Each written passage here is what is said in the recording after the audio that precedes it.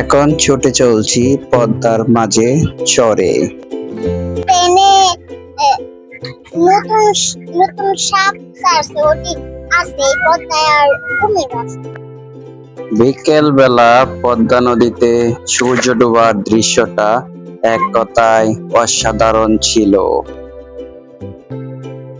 এই জায়গাতে অপেক্ষা করছে অনেক মাঝি আপনাকে নিয়ে চরে যাওয়ার জন্য।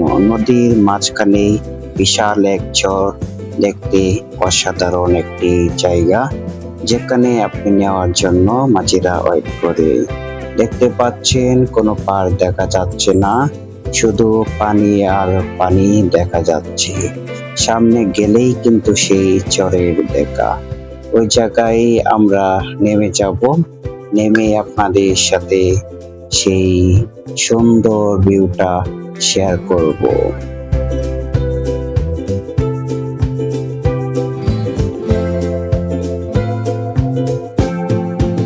ভাই কই তোমাগো এনি না তোরা আমরা ঘুরতে আইছো?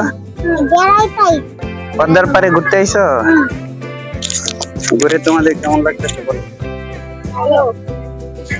আগে আসছিলা এই জায়গায়? কার সাথে আসছো? আমি আগে গোসল নিলাম। তুমি প্রথম আমি আসছো? মামার সাথে। এই পদ্মায় কি গোসল করছো কোনো সময়? হ্যাঁ, তুমি করছো? হ্যাঁ। ভয় পাও না কেন?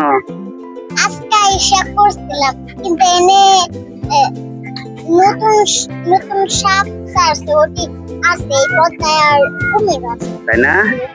তোমার এই কথা কেরা শিখাইছে পদ্মায় কুমির আছে? সেটাই নেই বলছে। কেরা বলছে? তুই বলছো? এই কথা বলছো কেন? ভালোই করছে মানে না কুমির নাই, কিন্তু নদীতে নাই মনে হয়। আছি পদ্মা যে মাছ জায়গায়, এখানে পদ্মার যে সেই চর পড়েছে, সেই চরে মাঝখান দিয়ে হাঁটতেছি। চতুর্পাশ দিয়ে কিন্তু পানি, ভরপুর পানি।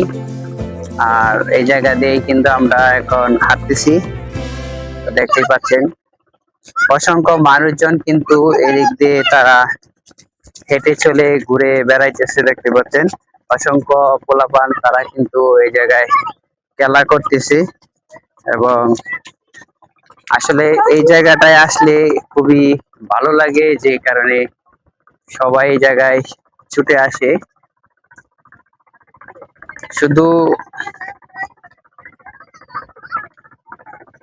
যে মুক্ত যে বাতাস হাওয়াটা, সেটা খাওয়ার জন্য মূলত দেখতে পাচ্ছেন যে বাচ্চারা থেকে শুরু করে বয়স্ক সবাই কিন্তু তাদের যে পরিবার পরিবর্জনদেরকে নিয়ে কিন্তু এই জায়গায় তাদের যে একটা আনন্দময় সময়, সেটা উপভোগ করার জন্যই কিন্তু এই জায়গায় চলে আসে।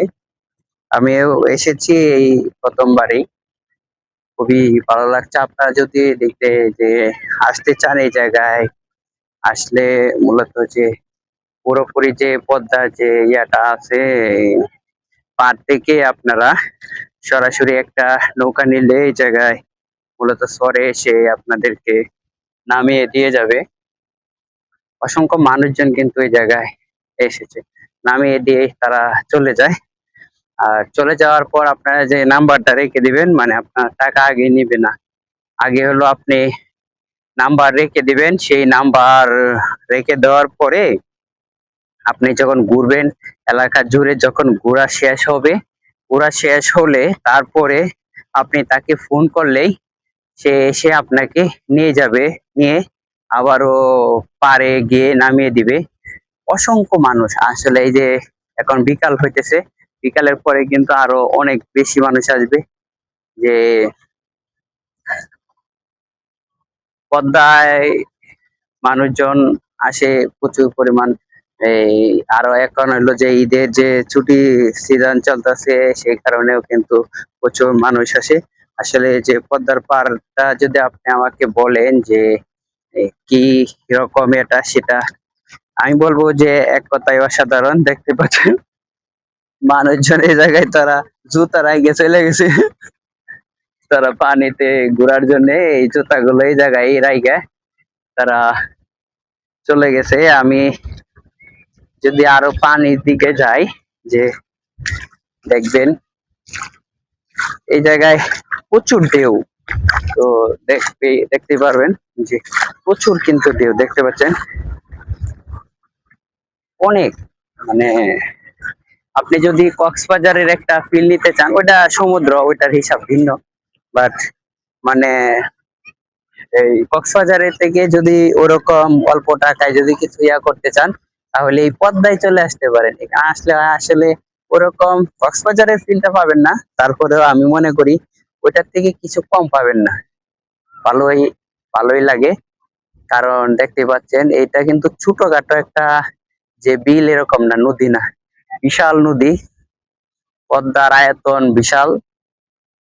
আপনারা পদ্মা সেতু যে করা হয়েছে সেটার এটা আপনারা জানেন যে কিরকম বিশাল বড় কিন্তু। তো দেখতে পাচ্ছেন এখানে কিন্তু চর, আর ওই পাশে চর পড়েছে। ওই ডান পাশে বাম পাশে সব পাশে কিন্তু এখন পানি, প্রচুর পরিমাণ পানি। ওই দিক দিয়ে যদি দেন পানি, মানে এটা মাঝখানে। এখানে আসলে আসলে ভালো লাগে। এই জায়গায় না আসলে, যদি পদ্মার পাড়ে আসেন, এই জায়গায় না আসেন, তাহলে পুরাটাই মিস। এই জায়গায় আসতেই হবে।